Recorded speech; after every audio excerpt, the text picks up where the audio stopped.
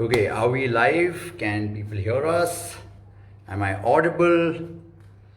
Am I audible? Sorry guys, I'm late. Had a lot of work today. Lot of work pending. Was on an important call right now. In fact, I left that important call to join this. But yeah, sometimes work shows up, and I'm sorry about that. I hope I didn't keep you all waiting too long. Yeah, okay. Yes, I'm here. I am here. Yes, that is awesome. Anuj is watching. Okay, we've got a full house. That is cool. That is good. इतनी खुशी मुझे आज तक नहीं हुई. Guys, okay, we have a special guest. Okay, kind of let's be nice. These are some really nice Hindi comments, but let's try and keep it English today. Okay. Let's keep it let's interact in English today so that our sir Geoffrey Futch can understand us. Okay. Now I have a confession to make. Thanks, man. Look at this cap. Ooh, look at this, man. Check it out. You like my cap? You like my cap? Now I need some help. Okay. I need someone to copy paste the questions which were perhaps asked on that post. So if you have questions, please copy paste them. And I am just waiting for Geoff Futch. Aman, can you ask Geoff Futch to join? Okay, Pranav cackles like internal versus external focus of attention, what to focus on to maximize hypertrophy. We'll save that for Geoffrey Futch. Okay, is Geoff Futch here? Nobody asked anything. They will now. Okay. Is Geoffrey Futch here? Okay, let me see. So I can't see Geoff Futch online. Aman, can you just get in touch with Geoffrey Futch, ask him to come live because we are live. I don't think Geoff is online. Let me have a look. Someone sent me a request. Have they? Oh, yes, they have. Oh, yes, they have. Okay. The good sir is joining us. I believe sir is joining us now. He's live. He's live. He's coming online. He is coming online. Guys, get ready for a treat. Because the Godfather has arrived. So, how's it going? It's going okay. It's okay. Can you hear me okay? If not, I do have my headphones. I can hear you loud and clear. Can everyone hear us clearly? Am I clear? Am I audible? All good? Everyone's excited. Everyone's tagging you. Geoff Futch OP, let's go. Let's go. Okay, everyone's pumped for this one. Okay, so people are joining and people will continue joining. But I think what we need to do is we need to start by introducing sir. And the reason for that is a lot of people are familiar with you. You've kind of maintained, that you've been under the radar for the most part in, let's say, the evidence-based community. You've been there, you've always been around, but you've maintained a low profile in spite of being pretty well educated and you know your stuff. Okay, now you may contest that because you are a humble soul, you're a gentleman, but guys, I want to tell you something. Okay, I came across Sir Geoffrey Futch in 2014, and this was a thread. Okay, we won't take names, we won't get specific, but this was a thread where the who's who of the evidence-based community was participating in this thread. Okay, so think Brad Schoenfeld, think some of our biggest heroes in the evidence-based community who we like to follow, who we like to look up to. Everyone's there and everyone's chipping in and everyone's sharing their opinion, or rather their evidence-based opinion. And there comes along Sir Geoffrey Futch, and I'm reading these. So sometimes I'm a silent admirer. Okay, I just want to read.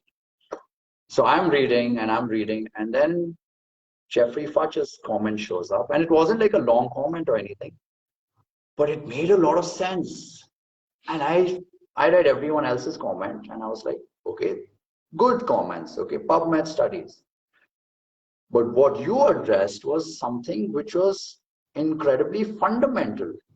So fundamental that it got me thinking that, okay, if someone else had shared this, we probably wouldn't even require a PubMed study. I was like, wow, that's cool. And I immediately hit him up. I added him as a friend. And since then, I've just been annoying him with questions, and I've got him into trouble. And like we've jammed together for a bit, and I've learned a lot from him. He is my teacher. He is my teacher. As soon as Sir Geoffrey Futch, I realized that he had launched his course, the HPA course. Alex and you had launched it together. I was like, I'm here for Geoff Futch. Whatever you put out, I am consuming it because there's just so much to learn. Like, it's not just the science. So formally, I believe, sir, you have a bachelor's in biomechanics, a bachelor's of science in biomechanics. Yeah, And kinesiology, exercise science, and yeah, and biomechanics was part of that. correct. So kinesiology, exercise science. I believe that you did your master's in exercise physiology, if I'm not mistaken. Yes. Yes. And that is now followed by a PhD in biomechanics and exercise physiology. I believe Yeah. that's what you're currently pursuing. Yes, a combination of those two. That's the plan. That's what I'm working It's a on. combination. So you're pursuing a PhD, which is pretty cool, which is nice. But on the side, you have worked with a lot of other educational firms. You have consulted people. You've taught at different certification firms. You've taught a lot of different people. You've consulted top professionals. I have seen some of the best evidence-based professionals reach out to Geoffrey Futch for an opinion. Um, in private, I'm sure many more people reach out to you. But in public, I've seen people like Nick Tamanello reach out to you and say, "Sir, can you review this for us?" So the people who are truly, let's say, involved in the circle, we know who Sir Geoffrey Futch is, and we just want to introduce you to the masses. And India is a pretty populated country, and we are slowly trying to rise and slowly trying to improve our standards of fitness education. And I felt there's no better way to just give that fitness education a bump than by introducing, in my opinion, the best, the best of the best, the cream of the academic fitness community. We're not going to call it evidence-based, you can call it evidence-informed, but as far as true scientific knowledge is concerned, I have found very few people, or in my opinion, as far as my experience is concerned, no one who matches the caliber of Sir Geoffrey Futch. So I'm excited for this Q&A. And guys, just take this opportunity to welcome the good sir, Geoff Futch OP. Let's go. And yeah, we're going to jam. We don't even know what we're going to talk about. And we'll probably just get to your questions.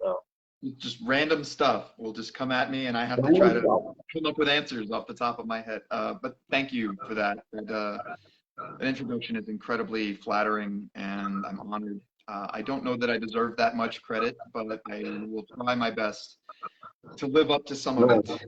No, I will say, if anything, I remember this line in from John Wick. If anything, the stories you heard about this man, if anything, they have been watered down. Because in 5 minutes, I can only say so many good things, right? So, nonetheless, I think we can perhaps touch on some questions, I guess. Yes, of course. And I want to say also thank you to everybody here who's watching. If you have any questions, let me know. I'll do my best to answer them. And if I don't have a complete answer, I'll still try to be as honest as I can about what I can say about that subject. So that's a important thing. That's another thing which I'd like to touch on, which is something which I really appreciate about Sir. See, it is in our best interest as professionals, as teachers, as education providers to maintain an authoritative avatar.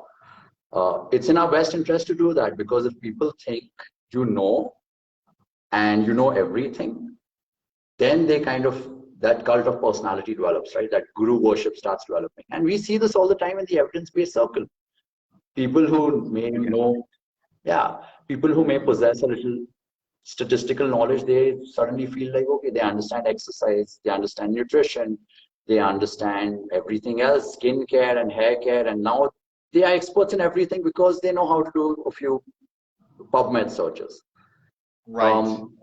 Absolutely. And so, depending on the questions we get also, that may be something we can just talk about in general a little bit more, depending on exactly. Exactly.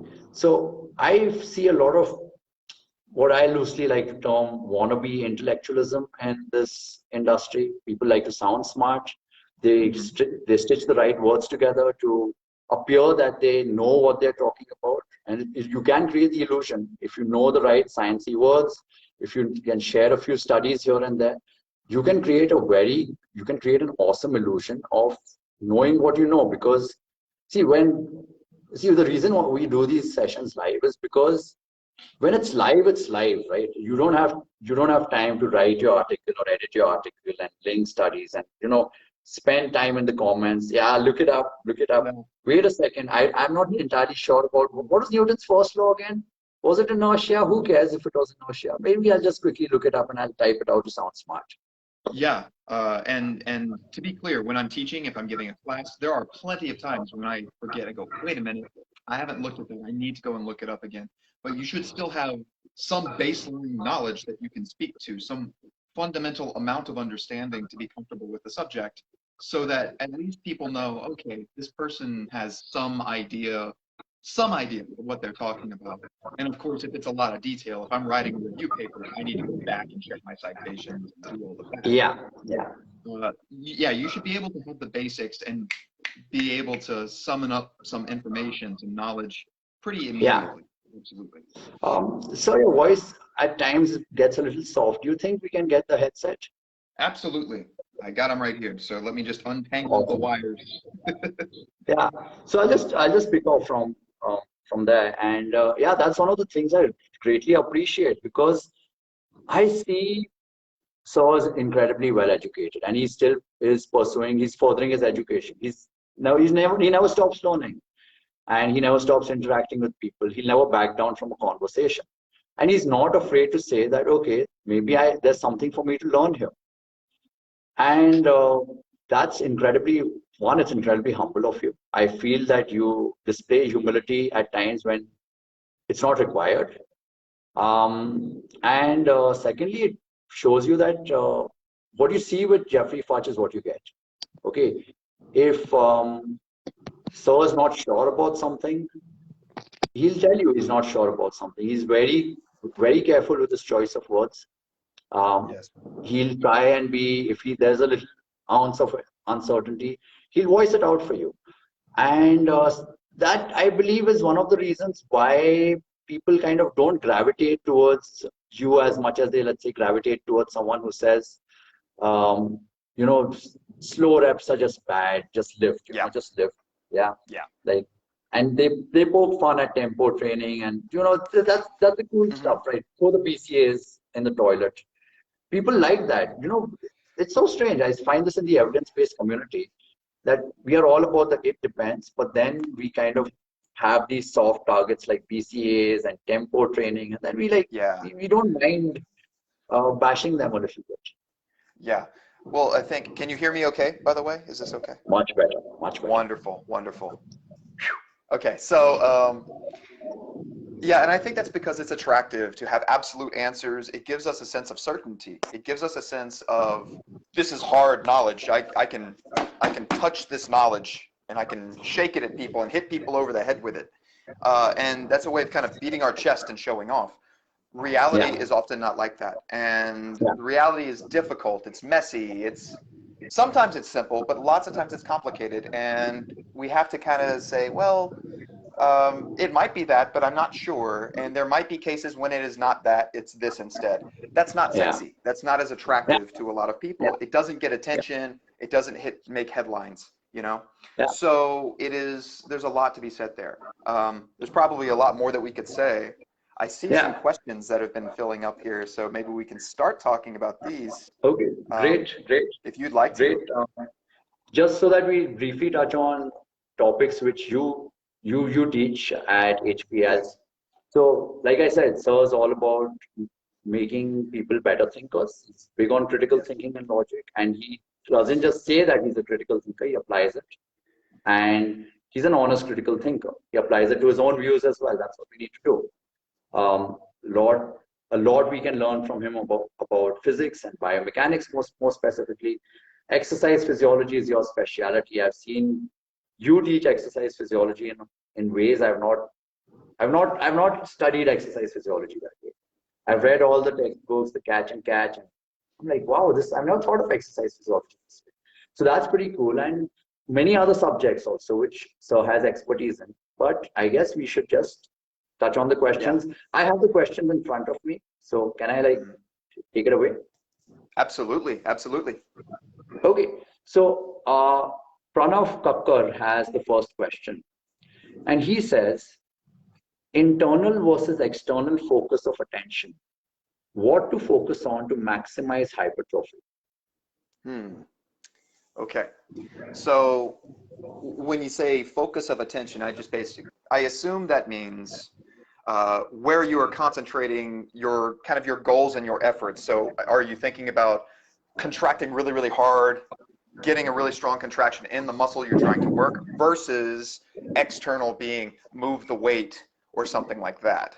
I'm assuming that's what the question means. If that is the question, see, I want to be careful. I can confirm that in all likelihood that's what. Yes.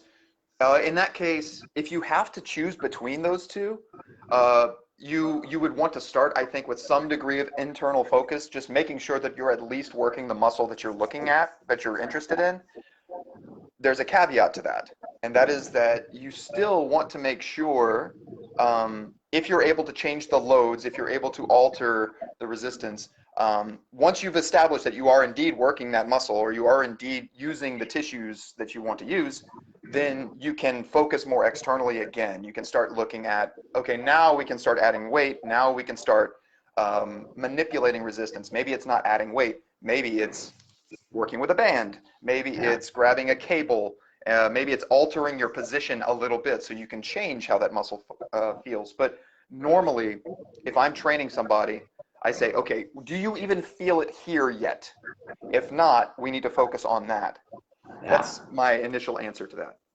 I think we need to touch on this a little more, because this is something which is in complete opposition to what most people hear. Okay, so we have an academy here, which where the teacher basically says, just move the weight. Okay, for example, he'll be like, if you're going to flex your bicep, okay, if you're going to do this with your elbow flexors, your biceps are working. Like, focus on the weight, focus on the movement. Why are you focusing on the muscle? The muscle just has to work. So there are problems with that, and I think sure. Yes. So the assumption there, and it's not a completely false idea. I get where they're probably coming from. In normal people who don't have neurological deficits, who don't have major problems, if I do this, yes, the elbow flexors are going to have to be involved. But that doesn't mean they're involved as well as they could be. So making sure that you're manipulating the experience, making sure that you've positioned yourself in whatever ways help you to feel that challenge more, that you are controlling other joints in a certain way so that you can engage the muscles that you want to engage. Those sorts of things are important. And so, okay, if you've never trained before, and I put a barbell on your back and tell you just to start squatting, there are some muscles that are going to work. You are going to get stronger to some extent. Assuming you don't get hurt, assuming, there are no accidents, you'll get stronger. Is it as good as it could be, though? Is it as appropriate as it could be? If you're working around injuries, if you have a slightly different shape, if you have limitations to your range of motion, if you have limitations to your coordination, then you would want to be aware of those things and focus a little bit more specifically. And that is one of the cases where paying attention to the muscle can be extremely important. Internally focusing can be extremely important. Correct. And there are mechanical reasons for this as well. Yes. So we briefly touched on those like when I've come live, but those are very good points. Like, you Yeah. know, sometimes we hear things which make sense and we're like, yeah, that makes sense. That's so cool.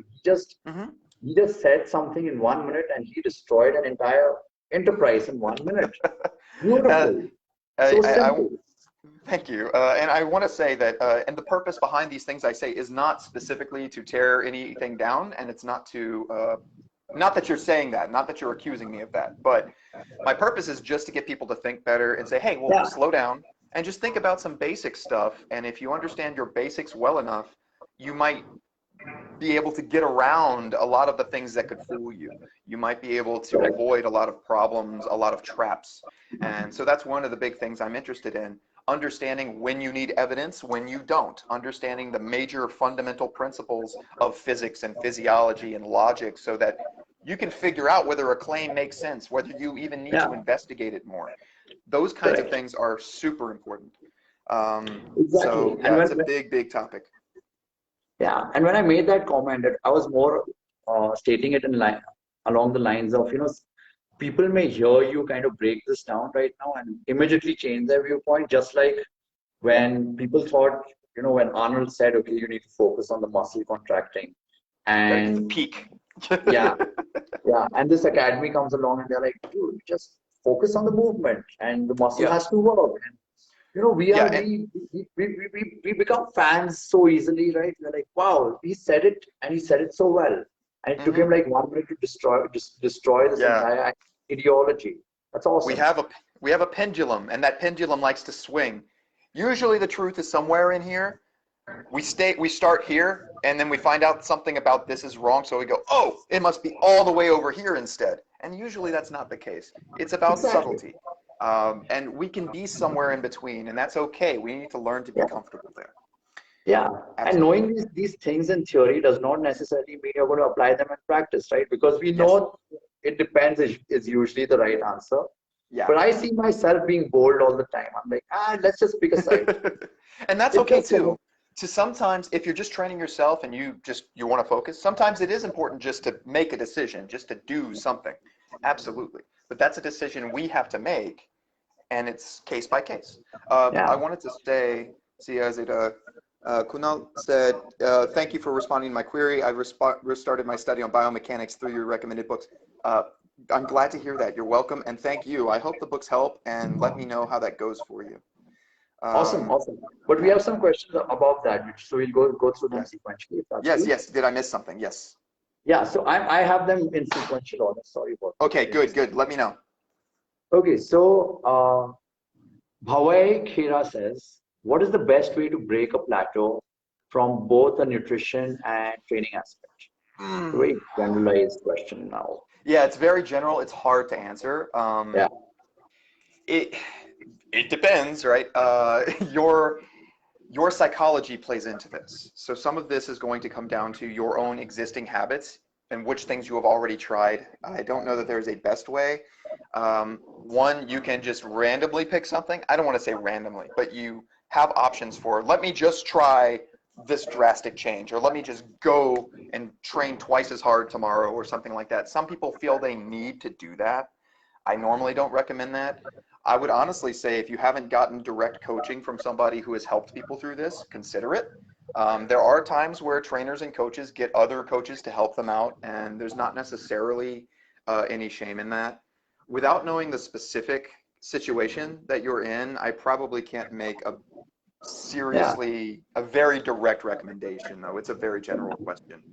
I'd like to briefly chip in here and say that Go ahead. Yeah, absolutely. yeah, sometimes just focus on the approach you're already using and just refine that a little bit, Hmm. because sometimes just focusing on adding a little weight to the bar is what we need to do, but that little weight is not a little weight, it's 2.5 kilos each side.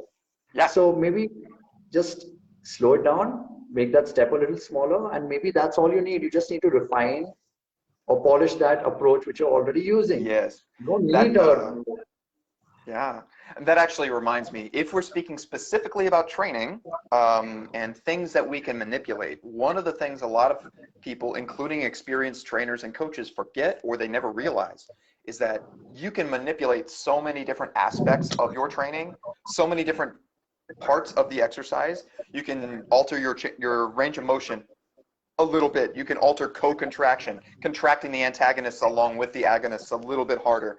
You can change something that you're thinking about. Are you paying attention to your feet during this squat? Are you paying attention more to your hips? You can change the tempo, how fast or slow you go down. Maybe you can change the tempo for only part of it. So maybe the eccentric has a certain kind of feeling, a certain speed, and then you change your concentric. You can take a little bit of weight off and then start playing with those things, see if it feels different. And at least one of those manipulations will often have some effect. So then when you go back, you can start moving the weight up again or start progressing in some other way. Progress doesn't just look like increases in weight on the bar or on the stack. Progress can look like improved pain tolerance, improved depth, improved range of motion, better speed, a cleaner repetition that feels more stable, having more energy, needing less time to recover between your sets. You can measure progress so many different ways, and that is another way to remember, another thing to remember. If you feel like you've hit a plateau, you have not plateaued in every way. I promise you. There are things you can always improve. Yeah, it's the illusion of the plateau. You know, Yes. it's like, I think the scale is a great example of this. Like you're like, why my weight's stuck there? You just need to hang on, buddy. It's going to go down. Yes. So yeah, just you're on the right track. Doesn't mean you need to change everything now. Doesn't mean you have to increase the size of the deficit. Just hang in there.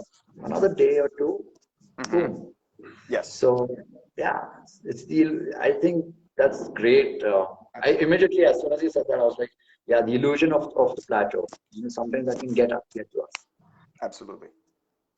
Okay, so Kunal Rehan is thanking you for, you already addressed this, but you recommended him some books, which is incredibly gracious of you. And that's another good quality. Like, I'm not trying to butter you here. You know, we have our disagreements also at times. But it's a great quality. Like, you know, Sir doesn't have to respond to you personally. You're a busy man. He doesn't have to do this either. But I believe it's out of the love for teaching and moving this industry in the right direction, which kind of is like, okay, someone wants to read a book. Why can't I recommend him a book? I've had this. Okay, this is so strange. I asked someone a long time ago to recommend me some books. It's like, those are my secrets. I can't share them with you. I'm like, and that is so silly. Yeah, why should I share those books with you? There is a big problem in this industry where people act like their knowledge is secret, and it is not. Nobody has a copyright or a patent on physics, on thermodynamics, energetics, metabolism. The research is out there. You don't own the research. I don't own it. It's there. And we can look at the research. We can look at the fundamental principles, grab a biology book or a physics book or whatever, and those fundamentals are there. And we've known most of them for a long time. And I think the people who act like it's a big secret, they're hiding things because I think they're compensating. Maybe they think that they have to give this illusion that they have secret, hardcore, special magic guru knowledge. You know, they sit at the top of the mountain and they stroke their beard and they act all wise, but it's just fundamentals. And I don't feel threatened by that. I love to share that with people. Here's an article. Here's a book. Just read it. Yeah, exactly. And see, this person, I'm not going to take names, obviously, but he claimed to be evidence-based, and he's like at one point a big person in the evidence-based community. And he said this, and I genuinely felt that came from a place of intellectual insecurity. That this book, which, for example, I like that H.C. Verma physics textbook. I truly feel if someone reads that, they can start looking at exercise from a completely different lens altogether. Yes. So it's in my best, sometimes a weird me may think it's in my best interest to kind of keep it to myself. Oh, it's explained so nicely here. Let's recommend a difficult textbook, right? Like, what are people? I don't understand this. Okay, like what are people trying to do here? Like, why don't you just share? Because in the process of sharing, you get to learn. In the process of teaching, you get to learn. Your concepts solidify. I want more good people I can have conversations with. I want them to get better so I can get better. I get better so they can get better, and we all are improving together. There is enough room for all of us to succeed. There is enough room for all of us to get better and to be better trainers, to be better teachers, to be better people, to be better thinkers, to be all of this.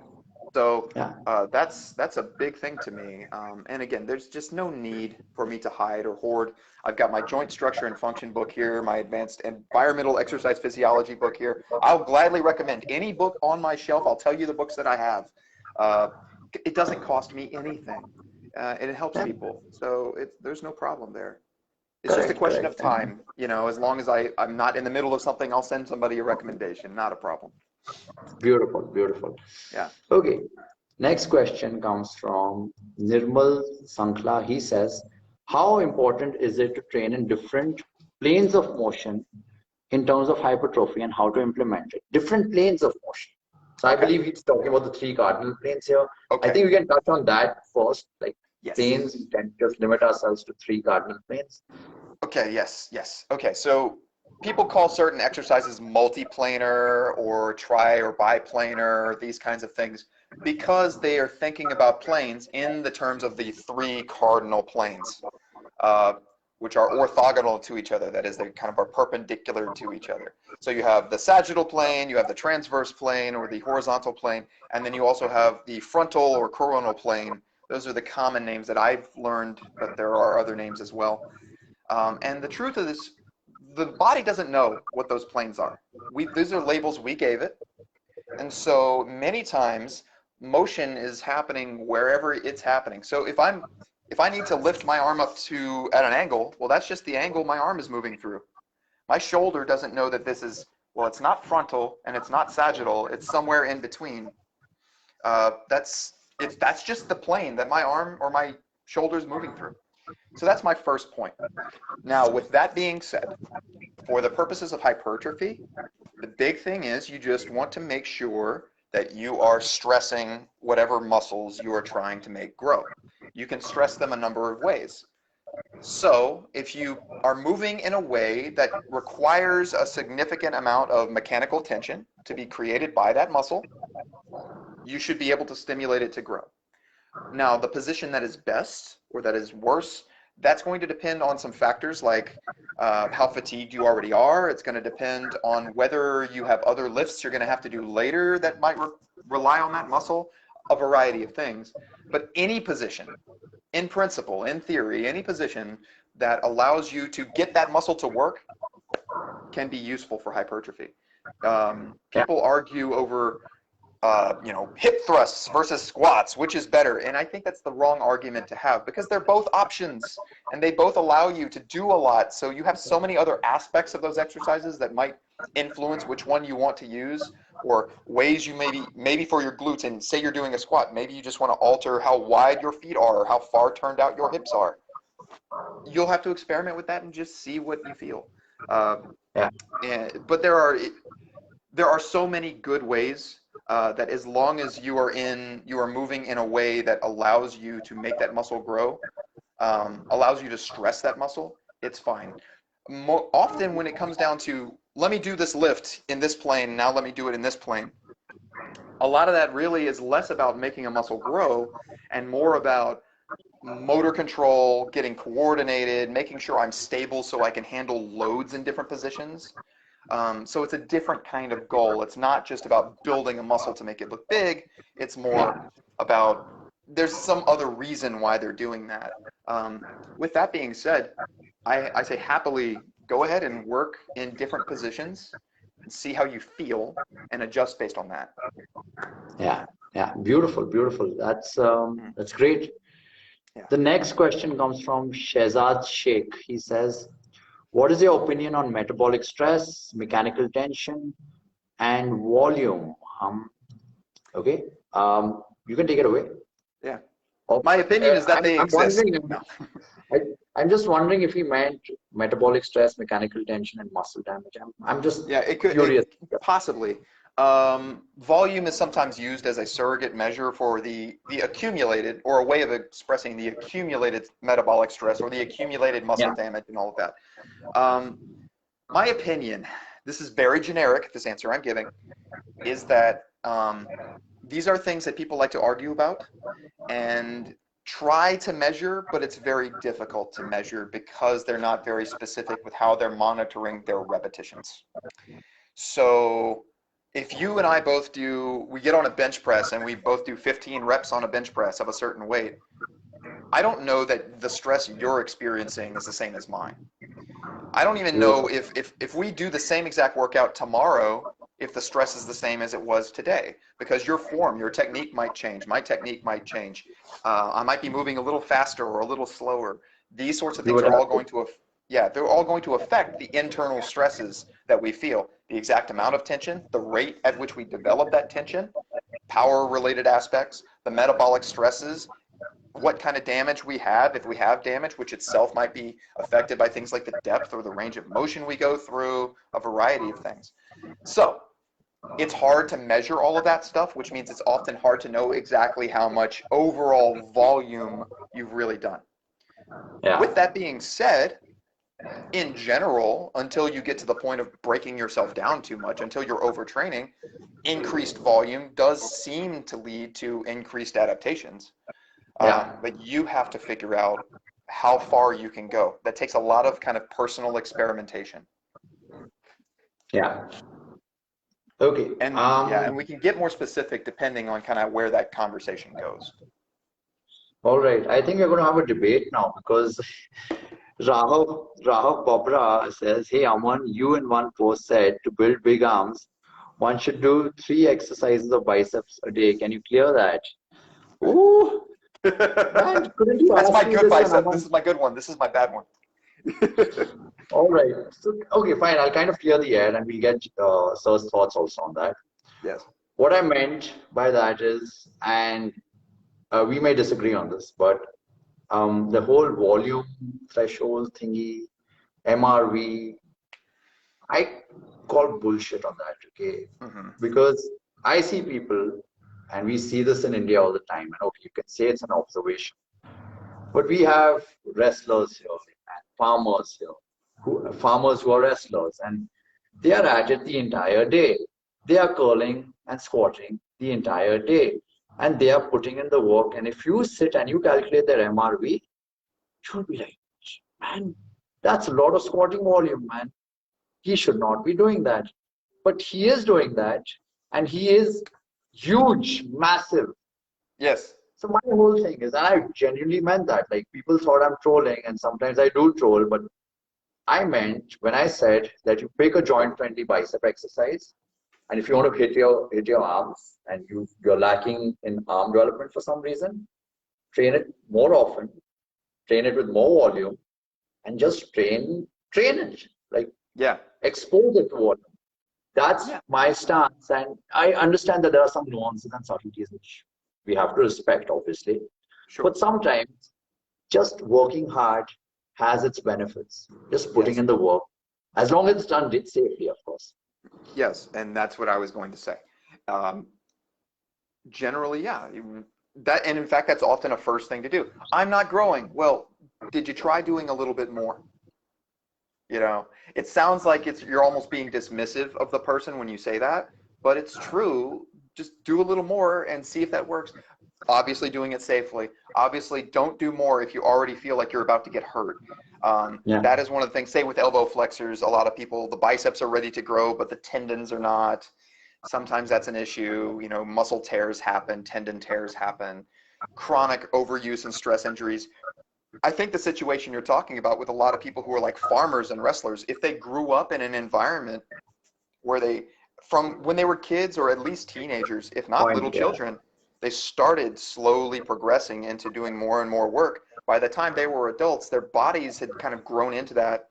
They've adapted to that. It's kind of like, I've got not very good knees. If you tell me to start squatting all the way down and putting my butt on my heels and sitting like that for hours a day, it will destroy my knees.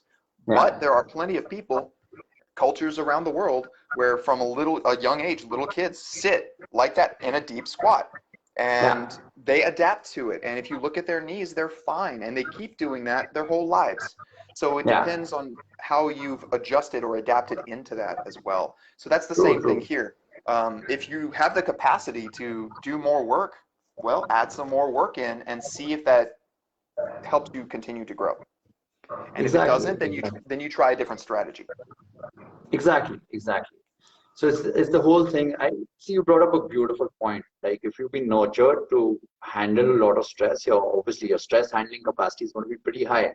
Someone who's been, let's say, on the other hand, been playing video games all their life. Yeah, I'm a gamer. me Yeah. too. Mhm. Yeah. So yeah, we may have to do more, but we don't want to go all, oh, okay, let's like triple our volume all of a sudden. So yeah, Right. do more. Yeah. Careful. And in general, and this is another thing which maybe you can touch on a little bit. I feel people do less, okay? And this is something maybe which we can learn from the pros. They kind of train hard, okay? The evidence-based community, I sometimes feel, doesn't push hard enough. And that's okay. I mean, we are supposed to be the smart ones, right? So we are supposed to use our knowledge of exercise and nutrition to refine our ability to exercise so that we train smart and we still get better results than the pros. But the reason the pros get results and better results and they're jacked is because they put in the work. Sometimes you just need to put in the work. Yes, there's the expression work smart, not hard, and that implies a false dichotomy. That implies that you can't do both. And we absolutely want to be as smart as we can be. We want to make wise decisions whenever we can. But that doesn't mean that working hard is a bad thing, because if you have two people who are equally smart, but then one of them's also working harder, every hour of work, they add up more hours, they're going to get more work done. They're going to generally be more productive. And we shouldn't be afraid of that. Obviously, you don't want to overwork, but we should be smart enough to know how to avoid that too. So yeah, put in the work, absolutely. Sometimes the answer is something as simple as working a little harder. And sometimes it's not. You have to figure that out. Yeah. Okay, next question. Deepak Maini says, they say squats and deadlifts are enough for glute development, but does it apply to everyone? Ooh, I want to answer this question. Yeah. What do you mean by enough, right? Enough for whom? For whose purposes? Can you get glutes to grow with squats or deadlifts? Sure. In many cases, it seems that squats are not necessarily that great as a glute developer. Some people say, and there's some research with EMG stuff, and people like to argue about it. The point is, any exercise that tries to flex your hips, where the resistance is trying to create hip flexion, can create a challenge for your hip extensors. Now, there are certain positions in which certain hip extensors are better equipped than others, but as a general purpose, a general rule, anything that's got you in a situation where the weight would be flexing your hips, your glutes can potentially contribute to that. Now, some people feel squats really help their glutes. If you feel it's working them, keep doing them. Some people like deadlifts for glutes. Kind of depends. If you like it, go for it. Now, I will say this. It's very rare to me that you can get a compound exercise. And when I say compound, I'm talking about these things where there are a lot of moving parts that you're trying to coordinate. Because it's dividing your attention, you're having to do a lot more mechanical things that require you to coordinate different parts of your body. Most of those, it will be hard for such an exercise to allow you to put as much focus directly on a specific muscle as an exercise where you are isolating, is what people will say. You're not really isolating, but where you are focusing more of your attention on just moving that joint or challenging that muscle.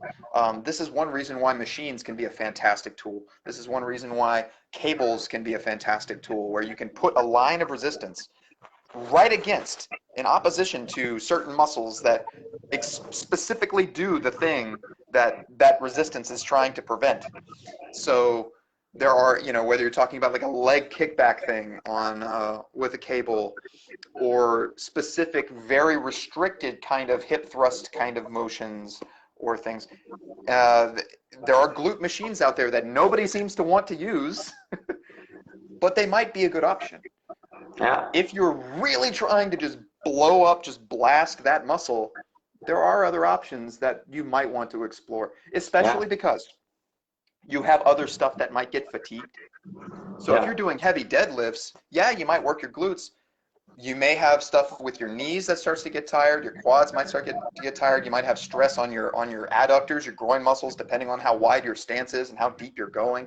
Your grip might start to fail on you. All of these other things that maybe can interfere. Now, of course, you can compensate for some of that, right? Because you can use straps and you can do other stuff.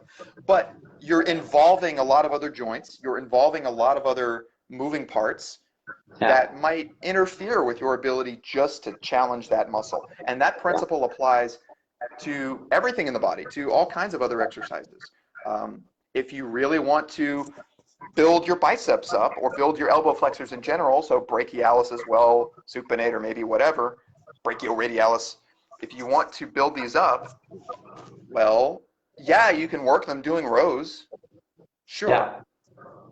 But are you going to be able to target them as much? Maybe not. It depends on how fatigued things are and all those other factors. Very true. And I think I'll ask a follow-up question, which some people might have, and I've seen some people ask this question. I would address this question as well. And that is that, okay, in an exercise like the squat or the deadlift, the load component is so much that you have all that weight. So won't all that weight be just distributed to that muscle? And the other muscles are involved, but they're helping those other muscles are helping the load to be like distributed to that muscle which you want to target. Like you're like experiencing all this force and it's being transmitted to those muscles. Does it work that way? If it works that way, that would be a surprise to me. So when it comes to how the forces get distributed, how the stresses get distributed through the body, that is going to depend on your experience level. It's going to depend on your specific body structure. It's going to depend on, again, fatigue levels of certain muscles. What exercises did you do just before this? What's your training history? Some people as they get more experienced with one of these movements, and even people say a squat isn't that simple or a deadlift isn't that simple. This stuff can be very technical. As they become more experienced with it, then they start feeling it in other places. So sometimes there's like a motor learning component, or you have to get other stuff strong enough to tolerate the load before you can eventually get to where you're really stressing this other muscle that you want to work. So it's definitely a case where some people might get those forces distributed where they want and other people may not. So, and this is an important point. Anybody here who's a trainer, personal trainers, coaches, professionals who are teaching or training other people, don't ever invalidate somebody else's experience. So if a person tells you, I did this exercise, but I don't feel it where you tell me I'm supposed to be feeling it. I'm feeling it somewhere else, or I'm feeling, it's stressful, but I feel like this other thing is going to get tired first. That's valuable information. Don't deny that. Don't ignore that. That tells you, all right, we need to change the strategy because this person's body is giving us different information. It's giving us a different situation that we have to deal with. Yeah, true. Very true. So great. Next question. Next question is from Ishan Jain. He says, how can a beginner complete his first successful pull-up? Okay. I can't really answer this until I know more about that beginner. How much that person weighs, if that person has any injuries, that sort of thing. Assuming you don't have any injuries, assuming we've decided that it's safe for you to attempt to train for this, and that takes some analysis from you with your trainer, your coach, whatever, depending on who's involved. One way a lot of people like to do it, and this has worked for some people, is simply starting in an assisted position and getting used to just hanging at various positions. I actually like to do this where a person, maybe I help them get their chin over the bar and I'm holding them or I'm assisting them. There are also assisted push-up machines at some gyms where you put your knees on a pad and it gives you some force to push up. And just get used to just holding that position. And you can go down a few inches, get used to holding that position, and you get used to roughly how the joints are going to feel in each of these positions. Just initially exposing yourself to the load. after you get used to that a little bit, then you can get used to progressing with actually moving. So you get to the top and then slowly lower yourself down, or you try to pull yourself up and have a spot, have some assistance. You're going to have to adjust based on how you feel. This is the kind of thing where there's a sticking point. So you'll have a lot of the range where you can kind of maybe move through, but there's this one spot in the range where you get stuck. So it is going to be difficult just for that, and you just may have to work on it and work on it and work on it in that range. But there are options with assistance with bands, with a hand spot, with a machine that assists you. Some people like to start doing it ballistically and jumping up and kind of using momentum to assist a little bit. I recommend against that at first, because not everybody's as coordinated as they think they are. But yeah, this is generic kind of advice without knowing more about that particular person.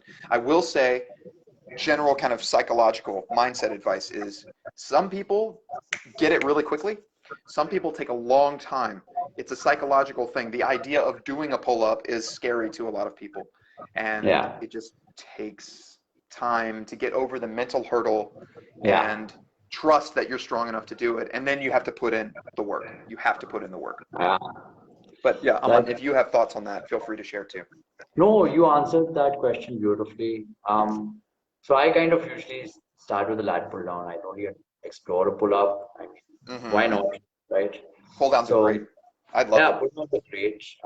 And then when I feel like, okay, maybe there's some strength development, maybe they can handle their body. Why not? Let's give it a try, perhaps. Yes. So, so that's about it.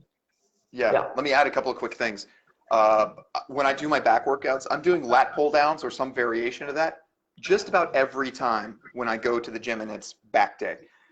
I very rarely do pull-ups. I'll do a couple here and there just to try them out because it's fun. I enjoy it, but I don't do them as a major part of my workout. People think I have to do a pull-up. Why? Why? If you have a good reason to do it, if you want to compete, do it. If it's just a personal milestone, okay. But recognize that if you don't have to do it, then you don't have to do it. So think about that, and that applies to your training in general.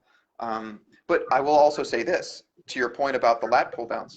I do lat pull downs almost exclusively as far as that motion goes. I'm not pulling myself up on a bar very often, but I can still do plenty of pull-ups say every few months. Maybe I'll test it out, and I can still do a bunch.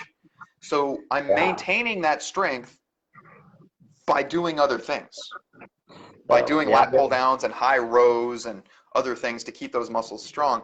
So I don't have to do pull-ups to be able to do pull-ups in that case, once I've built the strength. This is where we can easily drift off in two different tangents right now. Oh, yes, absolutely. Because these are very important points. Like, see, the thing is, the reason I'm like going from one question to the next is I want to respect your time. And there are a lot of questions which are coming up.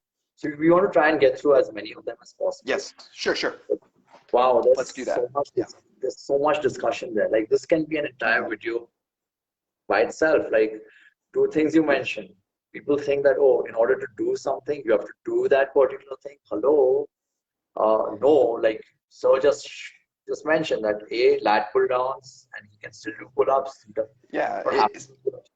It depends on, is the limitation just your raw strength? If that's the case, well, you can build that strength doing other stuff. If the limitation is a coordination thing, like I'm trying to do a spinning 360 hook kick through the air, well, you have to train that. That's a technical skill. And so we have to distinguish between those things. And I think a lot of trainers fail to make that distinction. Exactly. Sometimes you just have to increase the muscle's ability to pull. That's all you need to do. Exactly. Babies kind of, they start crawling and walking. Things happen. Like, I mean, how? But let's not go there. Another time. Another time. Okay, but I'll give you my quick example. I love doing pull-ups, but if I, for some reason, stop liking them, I'll probably ditch them altogether. I just do lat pull downs.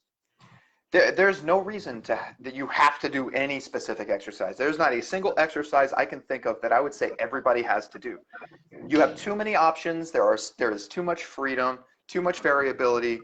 There is no reason why you should be miserable working out. Find things you enjoy. There are going to be options that you can handle, that you can tolerate, that are not super miserable for you. Exactly. Naming exercises is so limiting. It's so limiting because we have like maybe these some like powerlifters, for example, just have 3. Okay, like they're stuck with those 3, and then maybe bodybuilders have like 15 or 20, and they're like, okay, these are the biomechanically correct exercises, and this is They where have we their are. book, and it's in their book. I can do this exercise, this one, this one, Yeah. this one. And it's Yes. so much bigger than that. It's so much bigger. Evidence-based books which teach you how to target a particular muscle group. My goodness, and they have like those 5 or 6 exercises which they think are awesome, and then they. Yeah. My goodness, like, you see so many tangents here. Yeah. Okay. See, what's our next one here? We have. Okay. So Mandeep Singh Minha says, what are the recommendations and precautions for someone with flat feet when it comes to exercise? Honestly, none by default. There aren't any specific ones that say, if you have flat feet, you have to do this. It just comes down to, if you don't have any pain, if you don't have any major orthopedic problems from it, people with flat feet, I have flat feet. I have fallen arches completely. When I walk around, I consciously have to pull my foot into an arch. Yeah. That's been me since I was about 11 years old. That's just how my feet are. I'm a martial artist. Not a very good one, but I'm a martial artist, and I've done athletic things. And I know people with flat feet who run. I know people who are wrestlers and soccer players and all kinds of things. It's not necessary that you do something different as long as you don't have problems. Like anything. Anybody, if you're talking about training specifically, like running and things like that, just up your mileage slowly. Pay attention to any aches and pains you have. If you start having pain, start checking out your gait, check out the amount of running that you're doing, check the kind of footwear you have, the surfaces you're running on, all of those normal things that might affect the stresses. But there's nothing about having flat feet that says that you really have to be super concerned. You just have to listen to your body the same way that you would with anybody. Correct. And again, it's kind of this spectrum thing is, how flat are your feet? Like that's also something which you need to work with maybe a podiatrist or something, figure that out. Yes. Okay. Yeah. So our next question is from G1 Nanala. He says, is it necessary to quantify nutrition if you're looking to transform in a short time, say 12 to 15 weeks? If no, what are the other methods? I'll just very quickly touch on this G1. Yeah, go ahead. I actually did a video on this yesterday with Aman Duggal where we kind of spent an hour just talking about this, but we'll get Sir's opinion on this as well. Of course. Yeah. So what are some other ways? So what he's trying to ask is, we are all about tracking macros. So do we really have to track macros to like make a physical transformation? Are there other ways we can go about this? You absolutely don't have to track anything in terms of like counting calories, counting macros, writing it down, putting it in a spreadsheet, keeping a little notebook. You don't have to. If you can control certain variables. So, for example, if I eat almost the same thing every day, like I'm very consistent with the amounts that I eat. So if I know that I want to change my body composition, all I do is know, oh, well, I ate 4 eggs, I can go down to 3, or I can go up to 5 at this meal. That's an adjustment I can make. I don't have to know how many calories were in that. I don't have to know the macros of that egg. I know I've made some kind of adjustment, and then I can just see how my body changes. I can see how I feel, see how my body composition changes. In principle, that will work. You can do it. I've done it before where I've dropped, 12 to 15 weeks? Yeah, so we're talking 3 or 4 months, not even 4 months, maybe. No, but like a few months, right? Yes. In less than 3 months, I've made big changes without counting a single calorie, without counting a single macro, but it comes down to how consistent you can be with your habits and whether you're good at like eyeballing your portion sizes and things like that. So I guess people could say you're still kind of quantifying because you're observing amounts and comparing them, but you're not having to do any kind of heavy math. Some people can auto-regulate. So there are some people who they don't change their diet necessarily. They just like start working out a lot more, and they don't eat as much more as their activity level increased. So they start training their way into a small deficit, and that's enough to get them in shape. Yeah. And that's enough to cause a body composition change. Other people just like, yeah. And other people, if they're just trying to lose weight and they don't care how they do it, some people just cut out a meal, or they randomly choose like, I'm not going to eat any more of this food. And after a few weeks, they've already dropped several pounds. It just depends on how consistent that person is. The reason I think why some people say you have to count calories, you have to count macros, is it's a strategy that helps you avoid miscalculating. It makes it a little, it's not necessarily easier, but it makes it clearer. You have the numbers in front of you. It's easier to track things. And if you start making mistakes, or if you start noticing that your body's not responding the way that you expected, you know a little earlier maybe that you miscalculated something, or you didn't measure something. So there is value in it. I don't ever count calories because I don't like doing it. I think it's annoying. But you can absolutely succeed without it. Just depends on the person. Just like you can make progress without keeping a training log. I don't maintain both. You can put a person in the gym and they can get stronger, and without you ever telling them how much weight they're lifting. Without even you putting them on a program. Like if someone just identifies like 10 different machines and they're like, okay, cool, I'll just do these 10 machines. And they can just feel, okay, I feel like I'm working kind of hard. They just do their workout and they go home and they do that a few days in a row. They've already started adapting. They've already started improving. So yeah, similar thing with nutrition. And the irony is all the bros kind of do this anyway, and they're all jacked and big and strong, and we like to make fun of them because they're bros. They say stupid things every once in a while. We don't. But they're working hard, they're trying, and they're often succeeding. So there's a good point there. Okay, Kunal says, I know who you're talking about, Aman Duggal. Okay, he's talking about that whole textbook thing. He knows that. Earlier, Then Ishan Jain has a question. He's like, how to optimize training specifically with home workouts provided there's a limited amount of weights? Okay, so he's saying that maybe you can only attain a 5 to 6 RPE. So what can be done here, as it can get difficult to ascertain RIR, RPE with limited weight? Sir, you can get to this question. I'll just charge my power bank because I'll need it in a bit. Yeah, go ahead. I still have a decent charge left. So first off, you can get the RPE higher than that if you know how to manipulate your variables. So if you do a set of push-ups, no external weight, you're just doing push-ups on the floor. Do a set of 20 or however many you feel comfortable doing. The RPE of that first set is probably not very high, but if you do another set, it's probably higher. You do another set, it keeps getting higher. You can eventually get that RPE higher than 5 or 6, assuming we're on a 10 scale. You can eventually make any exercise far more challenging. Now, to get specific, it's hard to talk about how exactly to change exercise in general when each individual exercise provides so many specific opportunities, so many specific ways you can manipulate it. I've used this prop already talking about bands.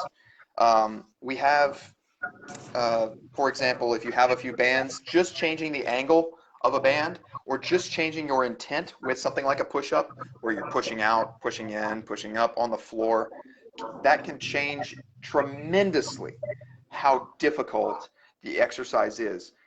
The full conversation goes much deeper. It's a much longer conversation, but don't be discouraged. If you just have a few dumbbells, or you just have a few bands or cables or little tools around the house, you can still absolutely get a tremendous amount of work done, but you often have to get more creative. Maybe you have to spend some time exploring these options, talking to somebody else who can help you with it, thinking about the forces a lot more. So there's probably a little bit more biomechanics that you have to kind of learn and become comfortable with. Yeah. But you absolutely can make a home workout, even with no equipment, very effective for a lot of muscles. It is very hard to do pulling exercises if you don't have some kind of equipment, or at least a door frame to hang something from, or whatever, or a sturdy table. You can do, like pull-ups underneath and things like that. But you have options. I tell people all the time, you have more options than you think you have. Yeah. But it takes time to develop the eye to see those options. Very true. Very true indeed. Yeah. Okay. Aman Bindra says, can you please touch on sensation versus tension? So I'll kind of just elaborate on that a little bit for everyone who may not get what his question is. So obviously when we are exercising, we are experiencing some sensations. Okay, you may experience the sensation of our biceps working, let's say, or elbow flexors functioning. But obviously there's tension, which is also kind of internal there. So can we distinguish between the two? Do they exist in congruence with each other? What's happening there? Okay. Generally speaking, the sensation that a muscle is working harder will tend to increase as the actual tension in the muscle is increasing, generally. There are exceptions to this because different people have different sensory systems. Fatigue can play a role. So for example, you may have noticed this. If you train and you get a muscle really, really fatigued, your ability to even know how hard that muscle is working changes a lot, and it becomes difficult to know, like, it's just tired. Am I contracting hard right now? I'm trying as hard as I can, but I don't know if I actually feel a lot of tension in there. It's just burning a lot. So it becomes more difficult, I think, whenever you have a lot of fatigue. It becomes more difficult if you're trying to work muscles you're not used to working. But in a very general sense, those two, they tend to trend together. They tend to be to vary similarly. My friend Charlie did some stuff a few times where he hooked EMGs up, and then he was specifically having himself or having a person, one of his clients, contract a muscle and say, all right, go at 25% effort, go at 50% effort, 100%, and graphing the tension or graphing the report of the effort, and then looking at the EMG as the kind of the measure of how hard they were trying. Because that was as close as he could get to knowing how hard they're really trying. And it generally showed that, yeah, there is a relationship there, and there's other research that's shown generally there's a relationship, but it's not going to be perfect. And this is where experimentation comes in, and it kind of comes back to that point I made earlier about how you have to train, especially with more complicated movements. Get some practice. You have to get experience sometimes with an exercise before you kind of know how it feels. So that's a very long answer, but basically, as you become more experienced, you should be able to gauge, to read how much tension you're generating. Generally speaking, if the muscle feels like it's working harder, it probably is, but it's not going to be perfect. And that's why sometimes you might want to rotate, change exercises, do slightly different exercises for the same muscle, or come at it from slightly different angles. So if I'm doing a pec exercise, instead of coming straight across, I might come from down here or come from up here. Things like that, just little variations in case you don't notice the progress that you were expecting to make. True, very true. Yeah. That was beautifully answered, by the way. I really like that. Thank you, sir. And no, thank you, sir. Okay. Himanshu Deka says, detraining your muscles. Many bodybuilders detrain their body in a year for 1 month, maybe. Is that important or not to maximize hypertrophy in the long run? So basically, you need to detrain. Okay. So this sounds like basically like a very long rest period. You do not. You do not need to. If you are modulating, that is, if you are controlling your intensity and your volume appropriately, so you don't go into overtraining, you really should not need a detraining or what's called a deload very often or ever. I'm going to quote Alex here because he says this a lot in his own discussions. He says it very well. That so credit to Alex Viata, my partner for the HPA course. Very, very smart man. Tons tons of training and coaching experience too, so he's got a lot of personal experience with these kinds of things. Life throws deloads at you. Life will interrupt you.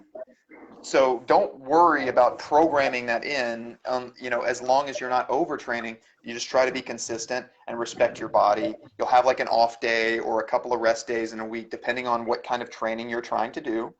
But you don't need to deload for a whole month or something like that. Now, there are extreme, like high-level bodybuilders and people, especially people who are going on anabolic cycles. That's a little bit of a different thing. If you have people who are doing anabolic steroids and they're exposing their bodies to large doses of steroids at certain times in their training cycle, then those people may have a specific reason to taper off a lot on their training if they're also tapering off of steroids, because of how that affects their recovery. So that's a separate small group of people that I don't really, their rules don't apply to the general public in this case. And yeah, so really normal, most people who are natural, and I'm not criticizing steroids, I'm just saying the people who are natural and who are training all year round, assuming they don't train also for a specific sport. So, because this was talking about like bodybuilders, I assume we're talking about hypertrophy or general strength training kind of stuff. You should be able to train all year round and not have to program a detraining or a deload period. If you do start feeling tired, of course, take a break. But then if you're feeling really tired to where you have to take like a full couple of weeks or more off, you're probably overtraining. Yeah, makes a lot of sense. That's what I would say. Yeah, no, it makes complete sense, and that's now the question makes sense for me, because Mandeep said that many bodybuilders say this. Obviously, bodybuilders, the bodybuilding enterprise, successful bodybuilders do use enhancement of some kind, and that's cool. And they need to take these. They have a good reason to detrain significantly. Yes. So that brings me to a quick point I want to make to anybody here. We still have a lot of people watching, which is amazing. So thank you. Yeah. If you are, what do I want to say? You always have to know when you're looking to other people for examples, do those people's situations apply to you? Yeah. A lot of times people talk about elite bodybuilders, and the one big variable that people forget is steroids or other anabolic enhancements. Doesn't have to be anabolic steroids. There could be anabolic precursors, there can be other prohormones, and yada, yada, yada. Other pharmaceutical aids that are not technically steroids, but they are still anabolic in nature. You have these things that totally change their circumstances. So make sure when you're trying to look for examples that the example actually applies to you.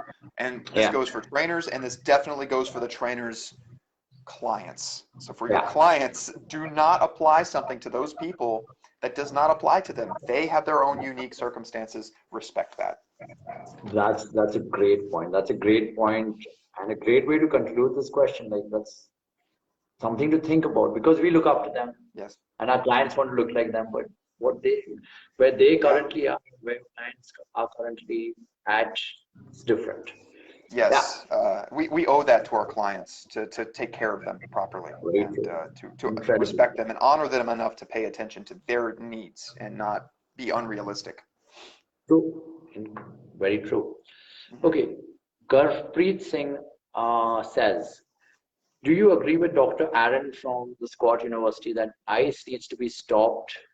You need to stop applying ice for injuries and sore muscles.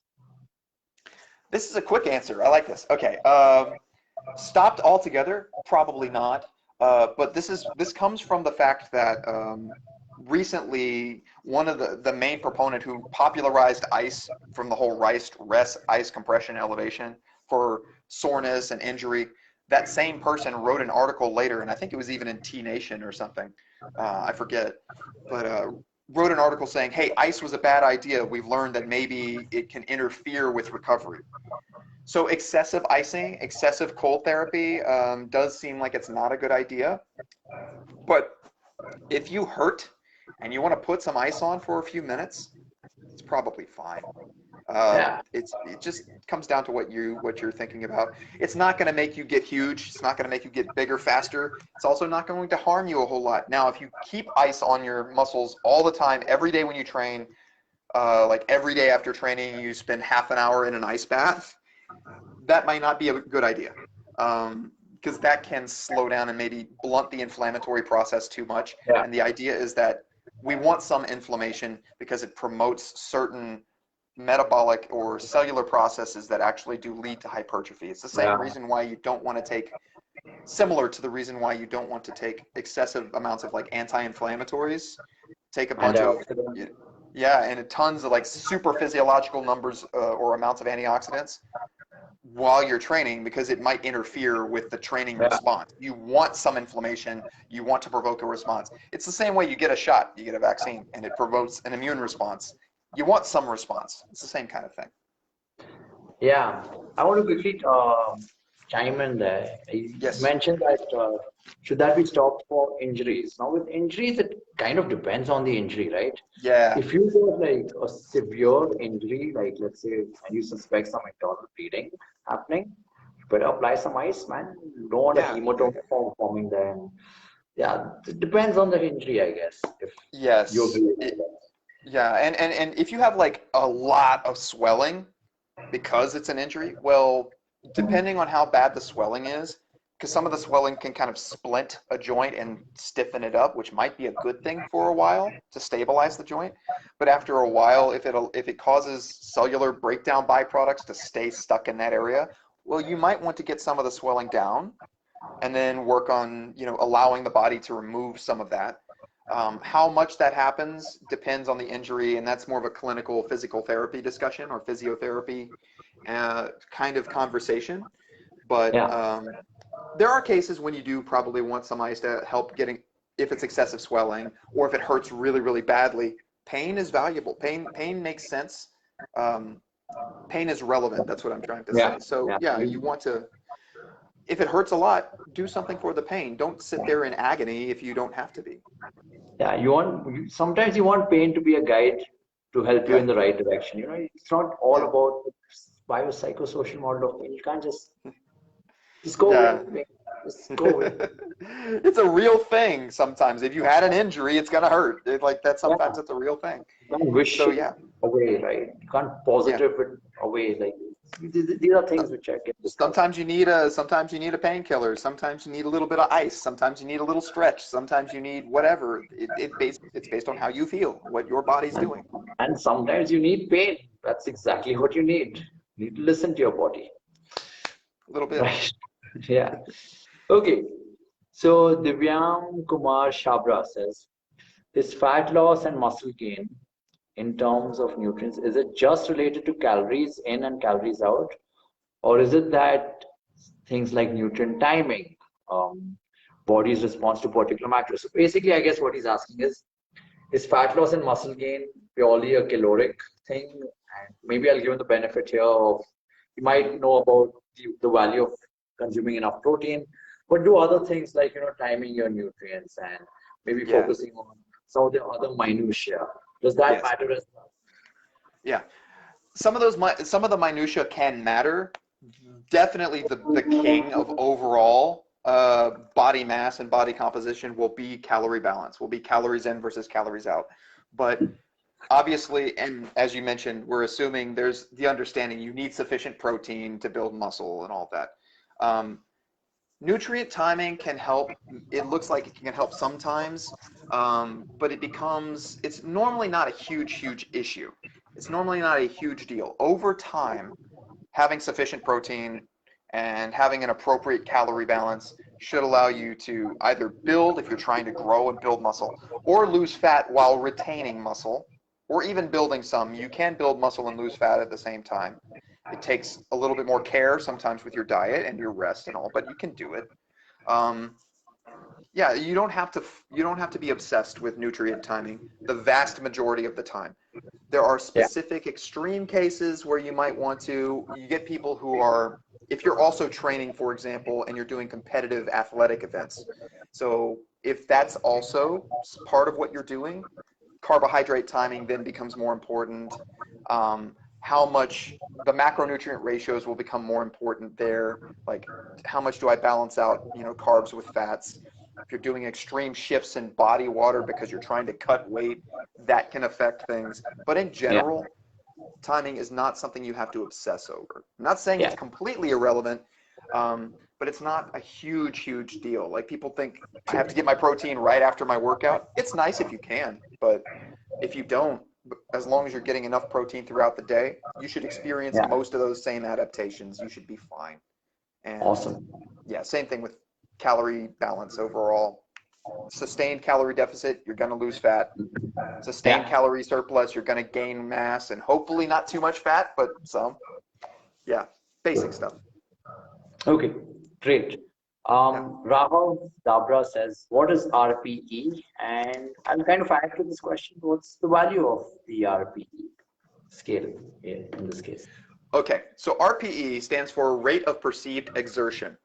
Nowadays, it's a lot more common, I would say, in fitness circles to put it on a scale of 1 to 10. It's just a subjective way of describing how difficult an exercise feels, how much exertion you feel like you're having. It originally started, so this is some exercise physiology history, it started before as a scale from 6 to 20, what was called a Borg scale, B-O-R-G. And so it was used in a lot of clinical physiology settings and in some performance settings to describe. It was 6 to 20 because that was basically an estimate of how fast the heart rate was. You multiply the number by 10 and it goes from 60 beats to 200 beats. That's roughly like resting heart rate to max heart rate on a lot of adults with a lot of variation. But that was the idea. And 6 would be like you're lying down doing nothing, or you're sitting in a chair but doing nothing else. And 200 is you're running a sprint as hard as you can. The usefulness is that it gives you an idea of how much you're systemically stressing yourself or how difficult an exercise is. I would say one of the best uses for RPE, it's for yourself, it's internal. It is not to compare yourself to another person. Aman and I both do, again, we do the bench presses and we both say it's an RPE of 7. We may not be working our bodies at equal levels. I might be actually working a lot harder. I say it's a 7 because psychologically I handle pain differently, or I'm trying to show off or whatever. But a 7 to me may not feel like what you say a 7 is. But I can go, that felt like a 7 to me, and I do another workout and go, okay, well, that just feels like a 5. So I can compare exercises within myself. So it helps you to compare your exertion in a very kind of rough way, in a very generalized way, so that you can alter the intensity of your exercises. And if you find that when I work out at about a 7 or an 8, I get these effects. Maybe I'm sore, or maybe I'm hurt, or maybe I feel great, but if I go above that, it's a problem, or if I go below that, I don't feel like I get a good workout. Well, you can decide, based on your history, your RPE, where you want to put those exercises, how much weight you want to use, or how hard or how fast you want to move, those kinds of things. So it's an internal process or an internal tool for trying to measure how you feel when you're training. Makes a lot of sense. Makes a lot of sense. Yeah. Okay.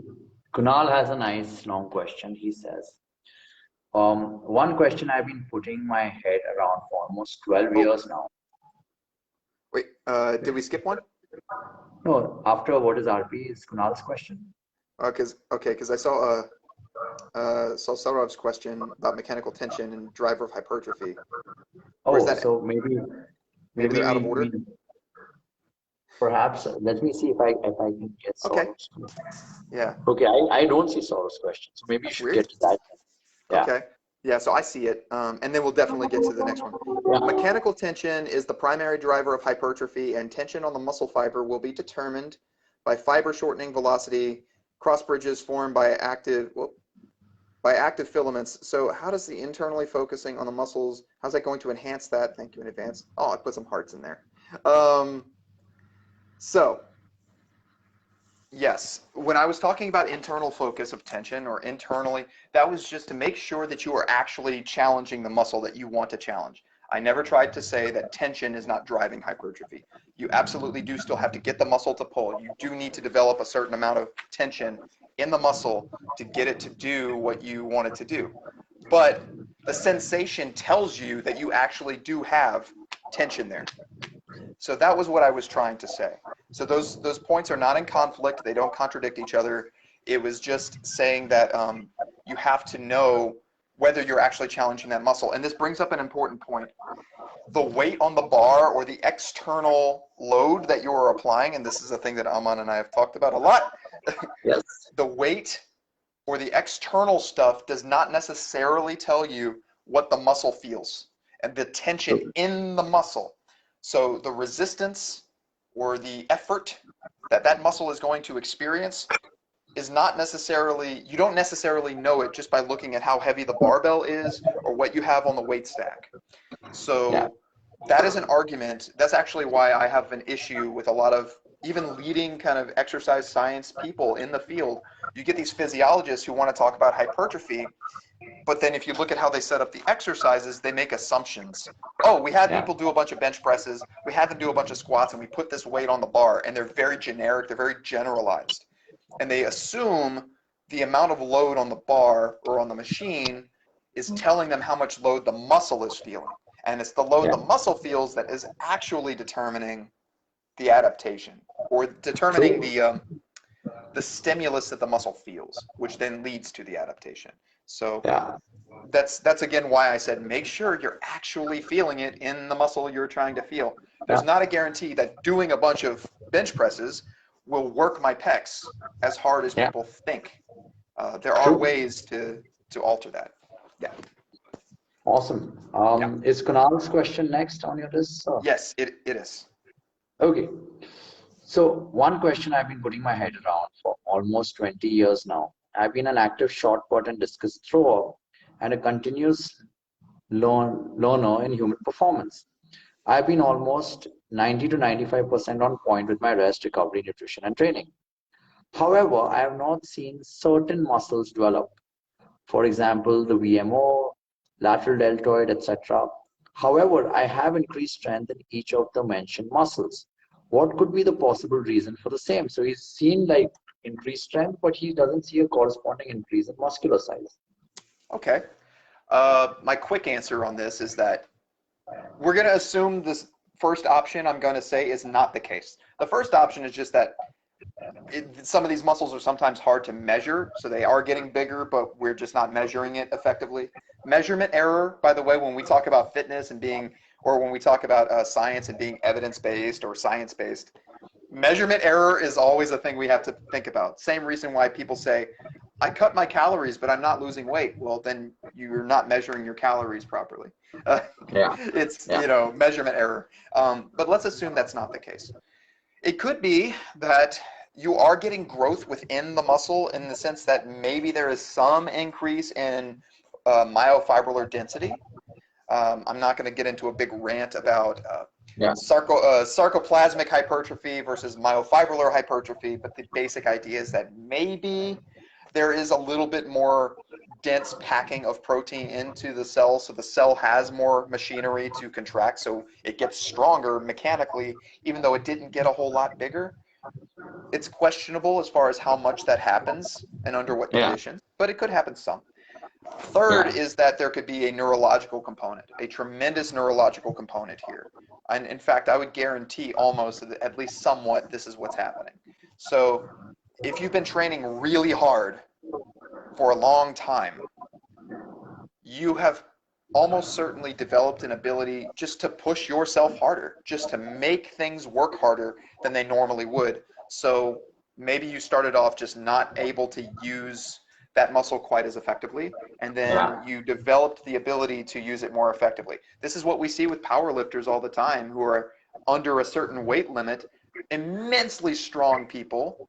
Olympic lifters, you see this in Olympic lifters. Now they're built, they're very well shaped usually, especially the lighter ones, but they're not huge. They're not massive people. You see bodybuilders who are twice their size but aren't any stronger. So there's obviously at least some neurological component explaining that. And the fact that we see powerlifters and Olympic lifters sometimes continue to get stronger year after year after year. It's a small increase, but they do continue to get stronger even though they don't get any bigger. Suggests that there is, even after many years of training, there can still be some of these either neurological components or some of these kind of cellular density things happening that keep a muscle from having to get a whole lot bigger, even though it is getting stronger. I said that was short, but yeah. No, you can't keep it short than that. You have to address it because, Yeah. you know, this is another soundbite in the industry. Okay, it just becomes stronger, the muscle has to grow kind of a thing. So it's more complicated than that. Yeah, like in general, all other things being equal, yes, a bigger muscle will be a stronger muscle. Absolutely, that's a physiologic rule. But people forget that first part. They forget the all other things kept equal. If you control all the other variables, then yes. But lots of times we're not controlling all the variables. This is real life. We can't control all the variables.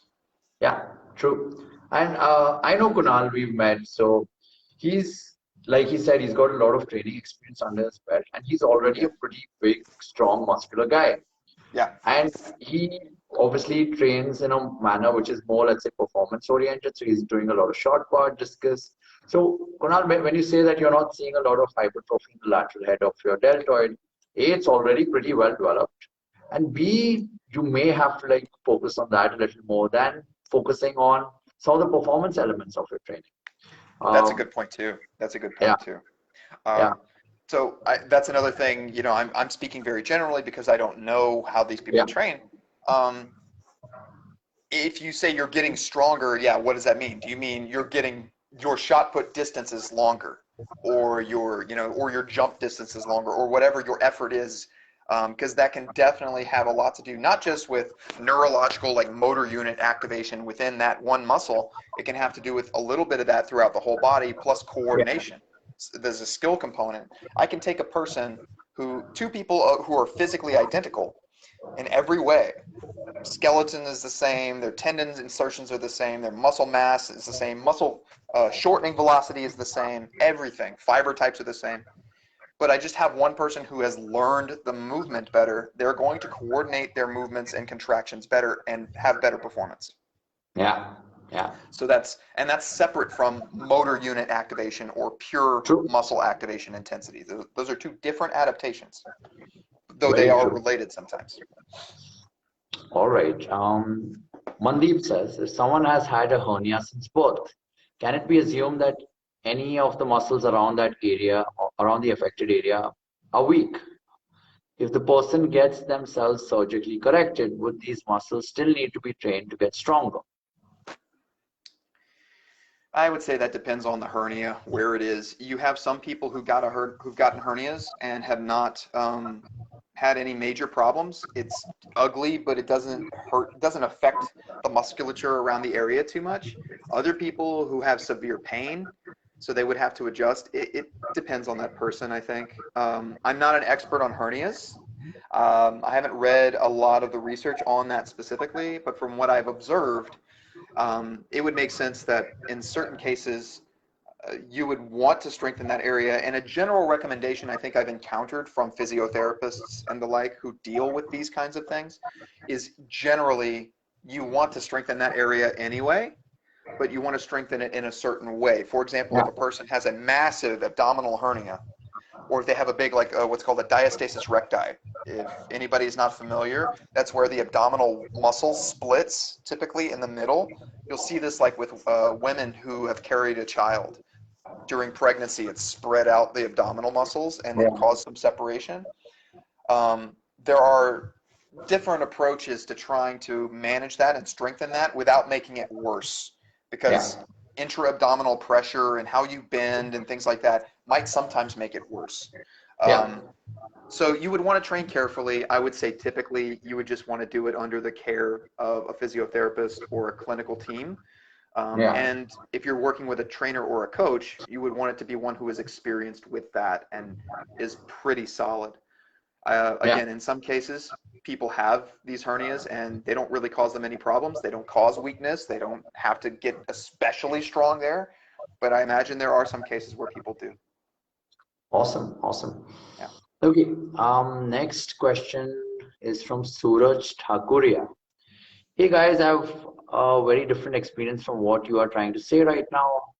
However, it is just my observation, but there was a time when I was doing a lot of volume for my arms. Frequency was almost 5 days a week, eating almost same calories around what I'm eating right now. However, I was struggling to grow. However, when I reduced my volume, I felt that it was working better for me. I understand a lot of factors need to be considered. Still, it's a great thing. Increasing the work might not always be the best. What's your take on that? Oh yeah, absolutely. I don't disagree with any of that. Yeah, Some people aren't working enough and they need to increase. Some people, like in this case, are working too much and they need to back off, because growth does happen when you're resting in between workouts.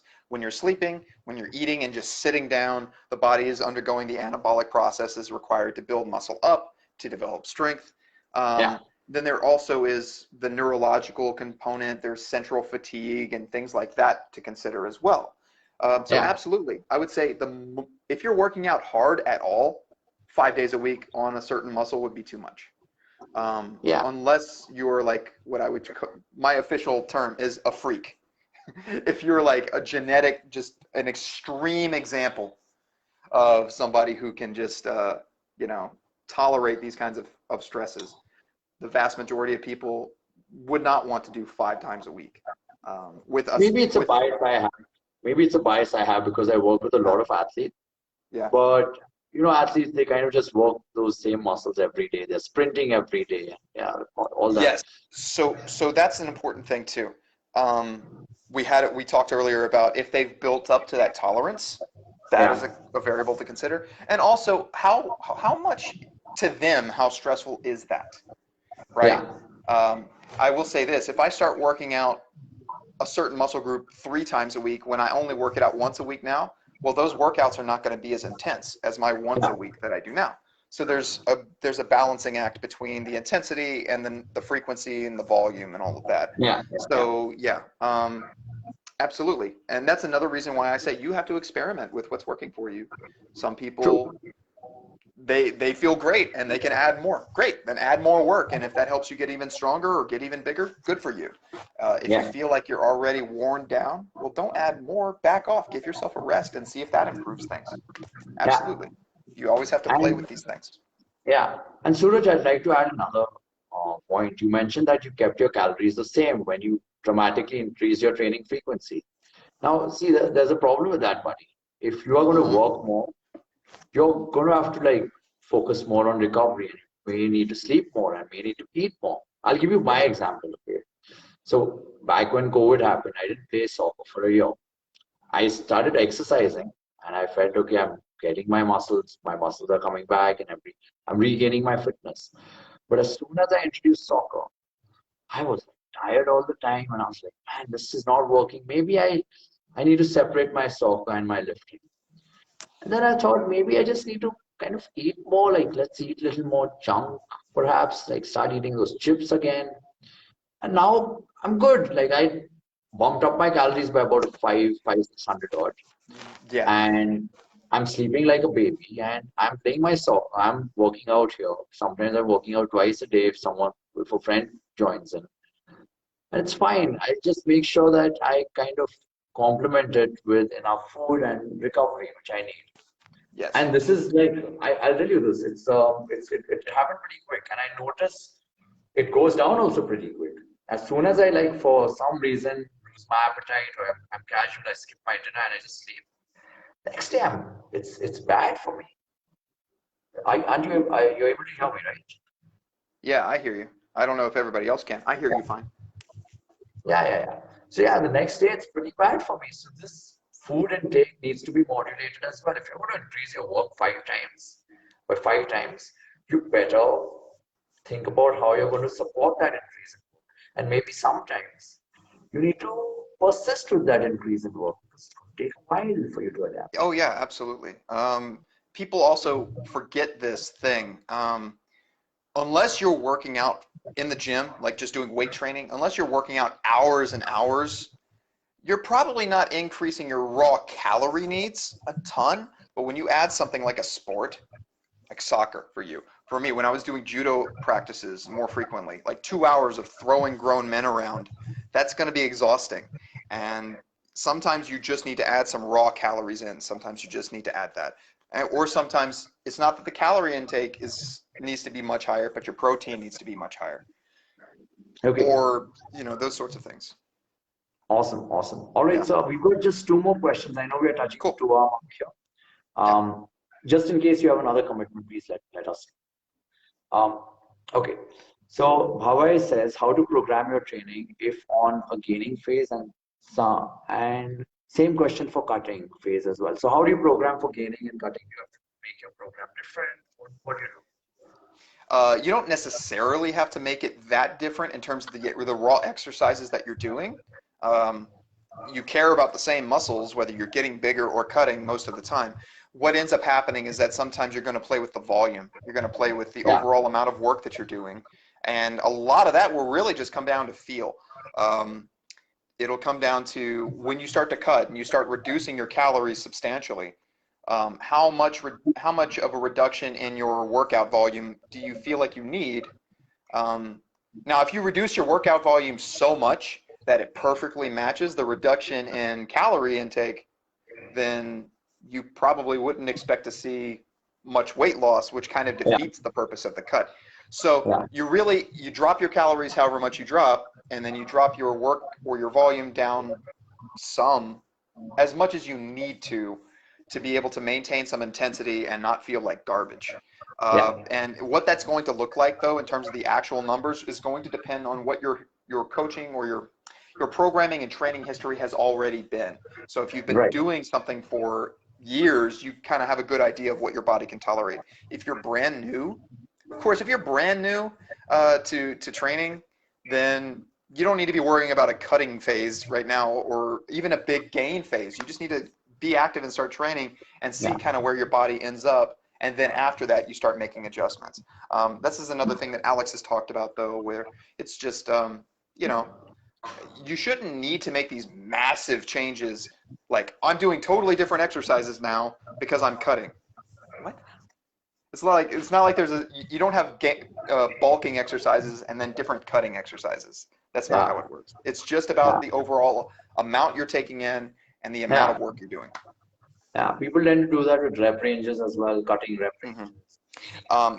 Now, what I will say is the exception to that a little bit is if people specifically want to do a lot of additional cardio to help with cutting, then it may be that while they were gaining, they weren't doing as much cardio. So the amount of that might change a lot. But that, again, depends on you specifically as a person, physically how you feel, what kinds of exercises you like, that sort of thing. Yeah, and I think this segues nicely into the next question, which Rahul asks. What is hypertrophy, and do we need to train in this hypertrophy rep range? Is there a specific rep range we need to train in? Now, Rahul, I'm going to quickly touch on this. Aman and we spoke about this at length, this hypertrophy rep range at length. I think yesterday or day before yesterday when I went live with Aman. So you can have a look at that. But we get Sir's quick thoughts on this as well, the hypertrophy rep range. I think people hold to it too rigidly. Outside of the research that has come out more recently that also I think supports what I'm about to say, it I think just makes sense that you can grow with a variety of rep ranges. You do not have to work, only in the 8 to 12 rep range. That's the magical number that so many people have said, sometimes up to 15. And they say, like, if you go above 15, you won't get any bigger. That's ridiculous. That's ridiculous. Now, it may be the case that above a certain rep range, depending on how you're doing your reps, because that matters too, and that's something that never gets talked about when people recommend ranges, or it rarely gets talked about. There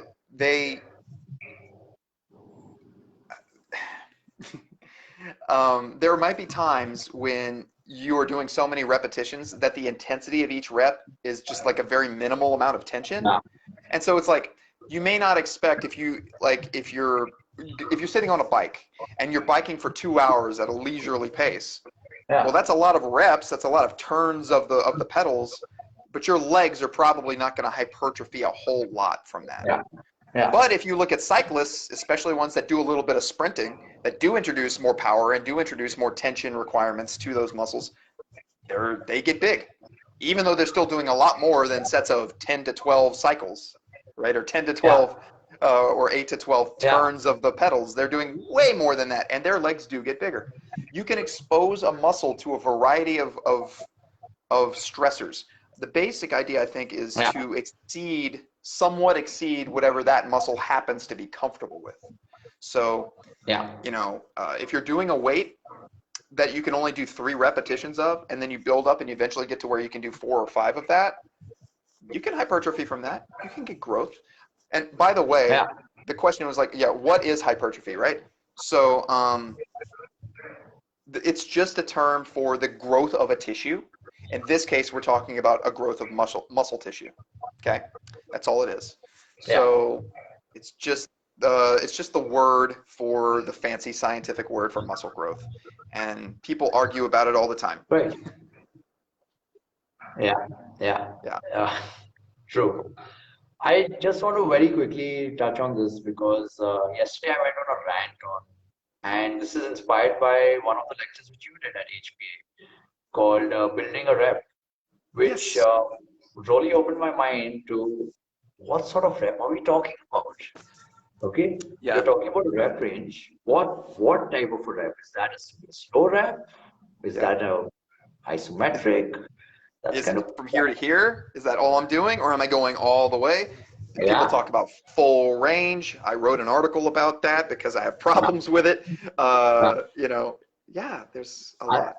I'll tell you what. For me, that lecture alone was worth the price of the entire HPA course because I was like, "Ooh, this is a gangster lecture. This is something. This is I haven't thought about this." Okay. So like when you really peel back so many layers and you're like, okay, before you get talk about rep ranges, what is a bloody rep? How do you build it? It's like saying that you're selling a product, and that product has a certain price. This costs $20. Well, how much is $1? And if you don't know what $1 is, then you're not going to know how much $20 really is. You have no concept of how much that costs. It's the same thing. How much is a pound?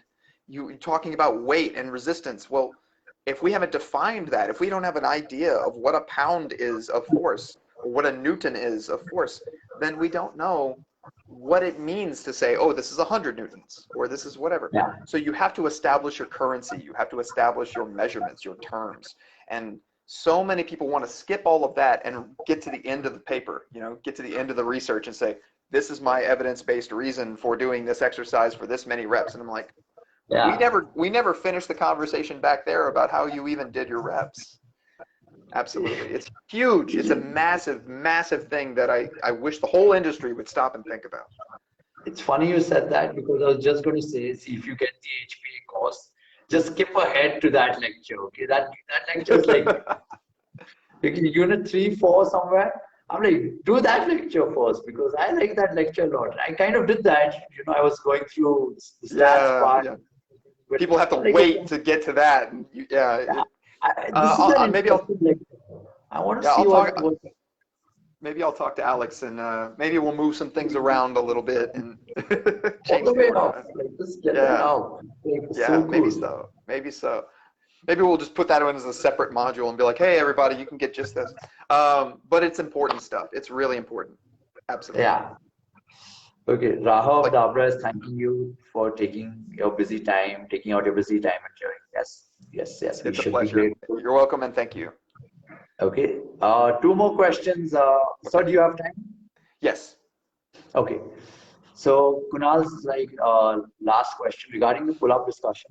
Personal experience, I have occasionally been able to do pull-ups in neutral and chin-up position of gripping. However, doing the regular pull-up, I am just not able to produce the force required to pull myself up, and sometimes even it hurts him, it pains him. However, I am not pushing myself to do a regular pull. The shoulder, is it a neurological imbalance or a biomechanical imbalance? So he can do pull-ups with an underhand grip. Yeah, here and here, but not here. This bothers him. Yeah. Well, I don't know. So the pain is in the shoulder. I don't know. Without evaluating a person, I can't really know. But I will say sometimes it's a combination. It's often a combination of kind of neurological, kind of biomechanical. If there's an old injury that's acting up that hasn't been managed right, even the injury, maybe it could be healed. The tissue is fine, but neurologically the body still is just kind of not comfortable with using that area. It's hard to know. I'd have to see what's going on with the person. And see, again, since I know Kunal, I'll get a little more specific. Okay. Yes. Kunal and me kind of come from the same school of thought, which we later realized that, oh goodness, we kind of need to unlearn a lot of stuff now. So the school of thought we come from was what was originally taught to us was, okay, this kind of a thing, if you want to do your lats, this is shoulder extensions. You need to do this. And then the type of pull-up Kunal is talking about is the shoulder adduction pull-up, which you go wide, and then you do kind of this kind of a thing. So this kind of a thing is where he finds himself to be weak and finds things to be a little achy. But he can do this thing. Mm-hmm. Yeah. Well, with the anatomy of the shoulder, and of course everybody's shoulder is a little unique, but a lot of people find that they can just handle loads more. They can handle more loads. They feel more stable when their elbow is in closer. So when they're doing more of this kind of sagittal plane sort of motion. So if they're doing a pull-up where the arms are kind of closer there, I don't know if that's the case here. Yeah. Like there's actually more stability in the shoulder. But if you look at it from a force perspective, certain muscles are going to be exposed to greater torques that they have to overcome or that they have to create as you move the plane of the shoulder from more of this sagittal plane thing to more of this kind of frontal plane situation. That's absolutely a relevant thing to bring up, and it's something to pay attention to and explore. And I would almost want to take a look at like taking a lat pull down machine and then doing something with handles where we can explore a whole variety. You have all of these different planes, right? It's not just I have this and I have this. I have everything in between, all of these little tiny positions that I can use, and maybe all of these feel good, and I get to about here, maybe at 45 degrees, and then that's where it starts to hurt. Or maybe at 45 degrees it hurts at the beginning, but then it stops hurting at the beginning of the rep over here, but then it hurts later on in the rep when I'm back here. We'd have to explore that. Beyond that, it's hard to say. Yeah, that's where we get stuck, because the school of thought which we are exposed to, there were just three planes. Okay, so you're either doing a sagittal plane thing or a frontal. End of story. It's either shoulder extension or shoulder adduction. There's nothing in the middle, and no need to think more exploring that. And that's funny too, because I specifically, on some of my days when I'm doing back work and shoulder work, I will go to the gym, grab a cable. I'll get on the cable machine, and I will be out at this angle, some oblique angle, and I will do cable work, doing this kind of partial extension thing with my shoulder. So it won't be sagittal or frontal plane. It'll be a plane somewhere in between. And my shoulder feels better there. That's where I'm going to work it. And so that's another point. It is okay to do that. It is okay to modify. Yes, same thing with a press. Some people are great here. Some people got to lower their arm a little bit, and that feels better for them. There's no law saying you've got to do all your presses or all your rows up here. Just find a place where your body feels comfortable and respect it, and you will probably, one, continue developing, continue getting stronger more consistently, or at least for a longer time. Two, I would say you might very well have fewer injuries. I can't guarantee that, but I would suspect you'll be less likely to get hurt if you don't do things that hurt as often. And there you go, you know? So yeah, I hope that's the case. I think this segues beautifully to the last question by Aman Duggal. It's great, like how to lift for a longer time, maybe a lifetime. How do we keep our joints and connective tissue, and how do we remain healthy and continue lifting? How do we not run over all this stuff? Yeah, well, I've touched on some of it, but basically, pay attention to where things hurt and be careful about overusing your body in those positions. There are times to expose yourself to pain. There are times to, kind of, okay, this is a little uncomfortable, but I think I can learn it. But that's a thing to be careful about. Generally, you listen to your body. Generally, don't violate things if they feel A, uncomfortable, B, unstable, C, when I say unstable, I mean like the joint feels unstable. C, when it feels like you can't control it very well. Okay, so focus on being able to control things. That brings me to my next point, which is be patient. Don't rush. So if you're talking about lifting for a lifetime, you're not talking about next week or next month or even next year. You want to sustain things, that's a slow burn. So you take your time, take it easy, give yourself rest when you need to. Don't race with anybody else. Don't look at somebody else in the gym and think, I have to progress at the same rate that person is progressing. Yeah. You don't know. That person might have tremendous joint pain. That person might have totally different genetics from you. Of course, actually, they do have different genetics from you. They might have a very different internal structure. They might have a very different life at home from what you have. There are so many variables that you cannot or should not gauge or can evaluate yourself in terms of other people. So be patient. Don't judge yourself next to other people. Listen to your body. Take your time. And just, and one more thing, because we're talking about long term, have fun with it. Don't be miserable. Don't force yourself to do things that you don't like doing. There are too many options. Like I said before, there are too many options. Enjoy your training. Find a way to enjoy it. Beautiful, beautiful. So thank you so much. That is one, you're incredibly gracious with your time. You didn't have to do this, but you did it anyway. That's beautiful. Thank you so much for that. Kunal says, thank you, Geoff, Futch, Baba. So you've attained the status of Baba in India. So you're a Baba. So we have like Guru, and then like anyone who's like a godfather is like Baba. Yeah. Okay. Well, that is incredibly kind. Thank you. Kind of you to take out your time, much insight gained. Okay, so now the thank yous are coming. Let's get some OPs, man. Geoff, Futch, OP, come on. Okay, what thank you, man, without an OP.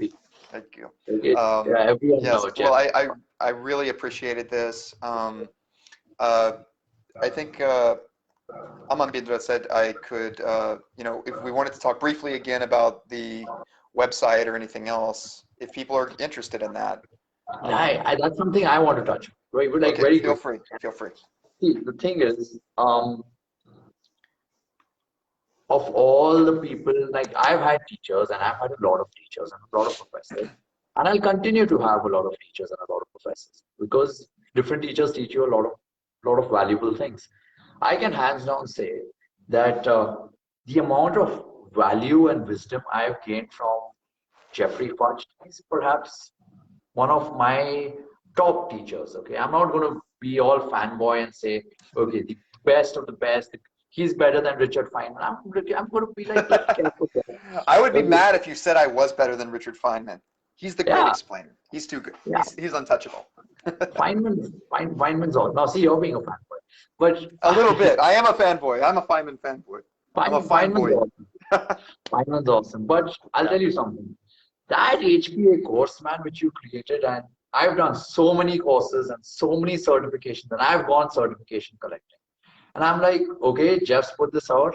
I'm not getting a certificate for this, but my God, every single lecture you've done there is absolute gold. Like every single, it's worth every minute.